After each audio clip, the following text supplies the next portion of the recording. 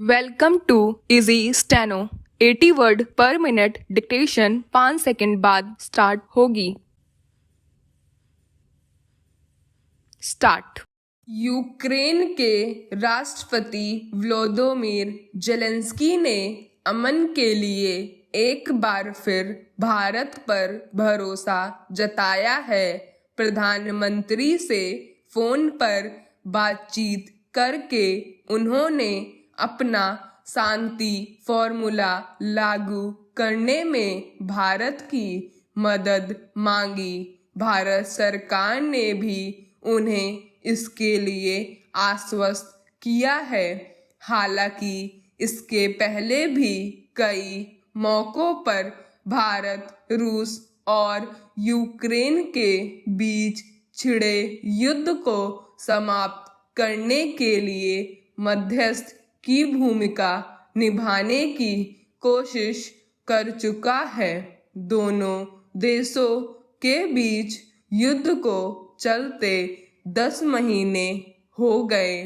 इस बीच भारतीय प्रधानमंत्री ने रूस के राष्ट्रपति व्लादिमीर पुतिन से फोन पर और कुछ मौकों पर सम्मेलनों आदि के दौरान बातचीत कर युद्ध रोकने की अपील की, मगर सहमति का रुख दिखाने के बावजूद रूस ने अपना अड़ियल रुख नहीं छोड़ा। संघाई सहयोग संगठन के शीर्ष सम्मेलन में जब प्रधानमंत्री पुतिन से मिले तब उन्होंने जोर देकर युद्ध रोकने की अपील की थी। तब पुतिन ने उनके सुझाव पर अमल करने को कहा था, मगर वापस लौटते ही उन्होंने यूक्रेन पर हमले तेज कर दिए थे। जेलेंस्की से भी कई बार फोन पर बातचीत करके उन्होंने लचीला रुख अपनाने, बातचीत की मेज पर आने की अपील की है, मगर वह भी झुकने को तैयार नहीं दिखा। अब यूक्रेन खुद शांति का फॉर्मूला लेकर आया है, तो कुछ सकारात्मक नतीजों की उम्मीद बनी है। भारत से दोनों देशों के बीच समझौते की उम्मीद इसलिए बनी हुई है कि रूस और यूक्रेन से इसके सदा से बेहतर रिश्ते रहे हैं। भारत हमेशा से युद्ध के बजाय शांति का पक्षधर रहा है। फिर दुनिया के बाकी देश जिस तरह गुटों में बटे हुए हैं, उनकी बात का इनमें से किसी देश पर या तो बहुत असर नहीं पड़ने वाला या इनमें से कोई न कोई देश उनकी मध्यस्थता से भड़क सकता है।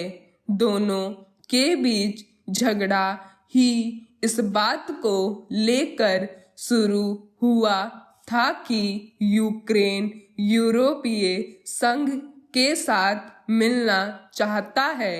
वह नाटो का सदस्य बनना चाहता था ताकि वह अपनी सीमाओं की सुरक्षा को लेकर आश्वस्त हो सके। यही बात रूस को नागवार गुजरी और दोनों की तनातनी में जंग छिड़ गई। इतने महीनों में दोनों देशों का काफी नुकसान हो चुका है।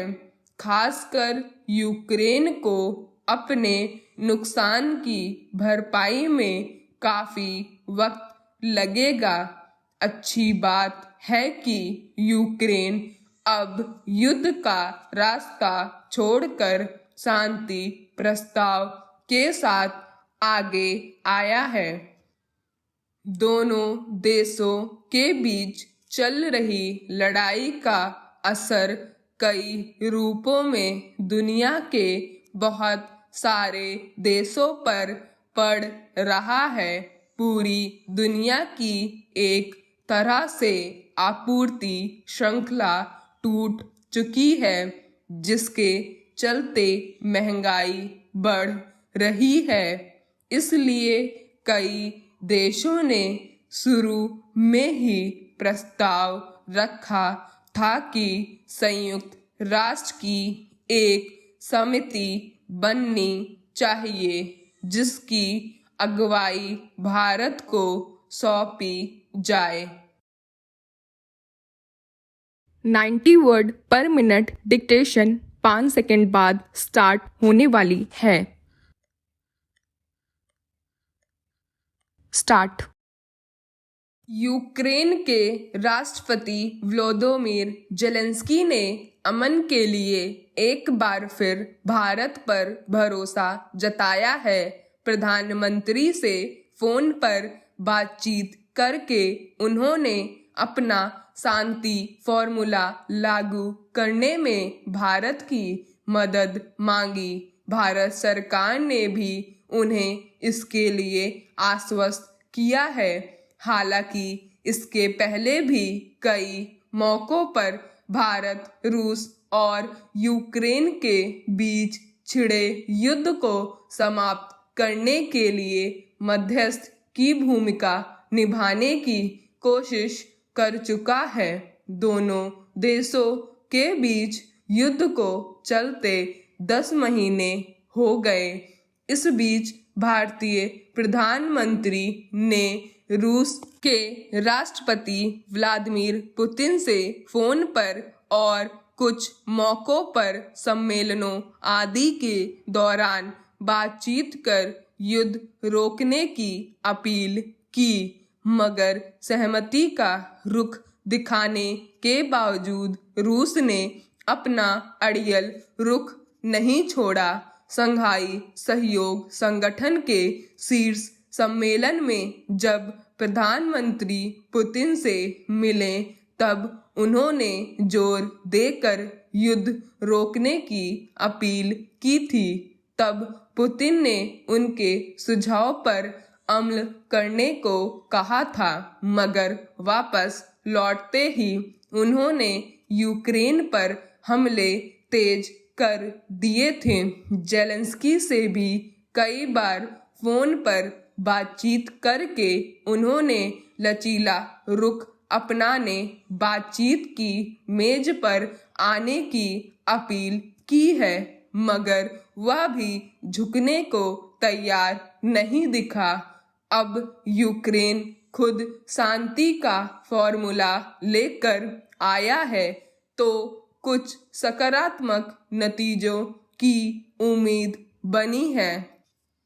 भारत से दोनों देशों के बीच समझौते की उम्मीद इसलिए बनी हुई है कि रूस और यूक्रेन से इसके सदा से बेहतर रिश्ते रहे हैं। भारत हमेशा से युद्ध के बजाय शांति का पक्षधर रहा है। फिर दुनिया के बाकी देश जिस तरह गुटों में बटे हुए हैं, उनकी बात का इनमें से किसी देश पर या तो बहुत असर नहीं पड़ने वाला, या इनमें से कोई न कोई देश उनकी मध्यस्थता से भड़क सकता है। दोनों के बीच झगड़ा ही इस बात को लेकर शुरू हुआ था कि यूक्रेन यूरोपीय संघ के साथ मिलना चाहता है। वह नाटो का सदस्य बनना चाहता था, ताकि वह अपनी सीमाओं की सुरक्षा को लेकर आश्वस्त हो सके। यही बात रूस को नागवार गुजरी और दोनों की तनातनी में जंग छिड़ गई। इतने महीनों में दोनों देशों का काफी नुकसान हो चुका है। खासकर यूक्रेन को अपने नुकसान की भरपाई में काफी वक्त लगेगा। अच्छी बात है कि यूक्रेन अब युद्ध का रास्ता छोड़कर शांति प्रस्ताव के साथ आगे आया है।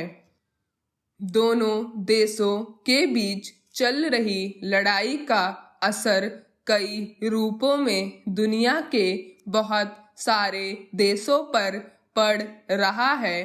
पूरी दुनिया की एक तरह से आपूर्ति श्रृंखला टूट चुकी है, जिसके चलते महंगाई बढ़ रही है। इसलिए कई देशों ने शुरू में ही प्रस्ताव रखा था कि संयुक्त राष्ट्र की एक समिति बननी चाहिए जिसकी अगुवाई भारत को सौंपी जाए। 100 word per minute dictation 5 second बाद स्टार्ट होने वाली है। स्टार्ट। यूक्रेन के राष्ट्रपति व्लादिमीर जेलेंस्की ने अमन के लिए एक बार फिर भारत पर भरोसा जताया है। प्रधानमंत्री से फोन पर बातचीत करके उन्होंने अपना शांति फॉर्मूला लागू करने में भारत की मदद मांगी। भारत सरकार ने भी उन्हें इसके लिए आश्वस्त किया है। हालांकि इसके पहले भी कई मौकों पर भारत, रूस और यूक्रेन के बीच छिड़े युद्ध को समाप्त करने के लिए मध्यस्थ की भूमिका निभाने की कोशिश कर चुका है। दोनों देशों के बीच युद्ध को चलते 10 महीने हो गए। इस बीच भारतीय प्रधानमंत्री ने रूस के राष्ट्रपति व्लादिमीर पुतिन से फोन पर और कुछ मौकों पर सम्मेलनों आदि के दौरान बातचीत कर युद्ध रोकने की अपील की, मगर सहमति का रुख दिखाने के बावजूद रूस ने अपना अड़ियल रुख नहीं छोड़ा। संघाई सहयोग संगठन के शीर्ष सम्मेलन में जब प्रधानमंत्री पुतिन से मिले तब उन्होंने जोर देकर युद्ध रोकने की अपील की थी। तब पुतिन ने उनके सुझाव पर अमल करने को कहा था, मगर वापस लौटते ही उन्होंने यूक्रेन पर हमले तेज कर दिए थे। जेलेंस्की से भी कई बार फोन पर बातचीत करके उन्होंने लचीला रुख अपनाने, बातचीत की मेज पर आने की अपील की है, मगर वह भी झुकने को तैयार नहीं दिखा। अब यूक्रेन खुद शांति का फॉर्मूला लेकर आया है तो कुछ सकारात्मक नतीजों की उम्मीद बनी है।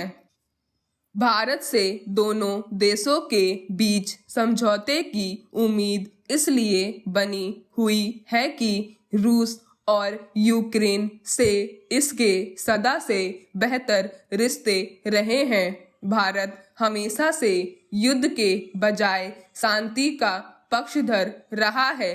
फिर दुनिया के बाकी देश जिस तरह गुटों में बटे हुए हैं, उनकी बात का इनमें से किसी देश पर या तो बहुत असर नहीं पड़ने वाला या इनमें से कोई न कोई देश उनकी मध्यस्थता से भड़क सकता है।